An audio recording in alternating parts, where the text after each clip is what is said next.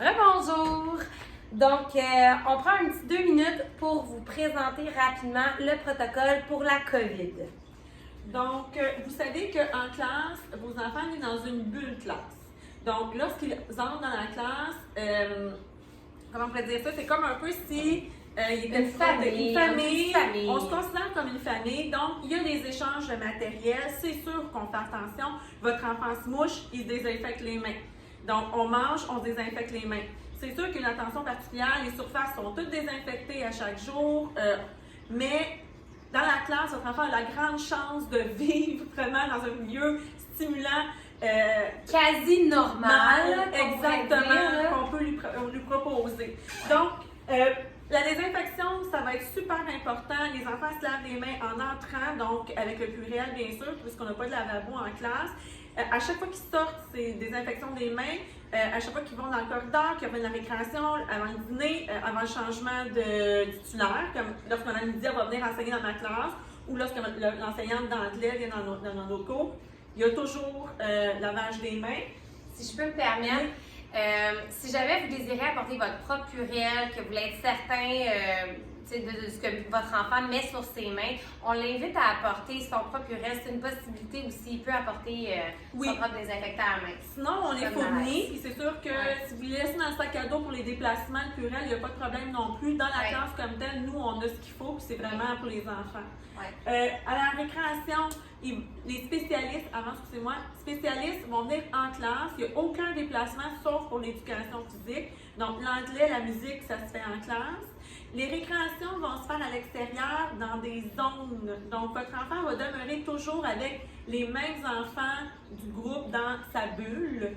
Je sais que pour certains parents, c'est difficile. Pour les enfants aussi, mais c'est notre réalité. Au service de garde, je vous invite d'en parler avec Mme Marie-Claude ou avec l'éducatrice de votre enfant. Ils vont dîner dans le local, ça c'est certain, avec encore une fois la classe bulle. Après l'école, je vous invite à en parler avec Mme Marie-Claude pour vérifier exactement le fonctionnement. Puis, bien sûr, le transport du matériel, on l'a dit, ça ne sera pas possible. Les cahiers dictés, on va essayer de vous les envoyer quand même pour que vous puissiez suivre votre enfant aux 2 semaines. Oui, ce qui est vraiment essentiel d'envoyer à la maison. On va les reprendre ensuite, puis on va s'assurer nous-mêmes de les mettre en quarantaine. Donc, de ranger ces cahiers-là pour 48 heures avant qu'il y ait une autre manipulation pour éviter toute contamination. Bien sûr, nous aussi, c'est une nouvelle réalité. On s'ajuste, on s'adapte, mais notre priorité, c'est la sécurité, la santé de vos enfants et la nôtre, bien sûr. Donc, on travaille ensemble là-dessus. Si jamais il y a un élève dans la classe qui commence à avoir des symptômes, donc, symptômes, là, on parle de toux aggravante. Donc, pas un petit rhume, vraiment une toux soudaine et aggravante, de la fièvre, une fatigue extrême généralisée ou la perte d'odorat. C'est à ce moment-là que l'enfant va être retiré, il va être mis en isolement dans un local de l'école jusqu'à ce que la secrétaire puisse vous rejoindre pour que vous veniez chercher votre enfant. Ensuite de ça, si les symptômes persistent, on va vous demander d'aller dépister votre enfant, donc d'aller faire un test pour la COVID. Si le test revient négatif, il va pouvoir revenir en classe après 48 heures. Et si le test est positif, il sera exclu pour 2 semaines, donc 14 jours.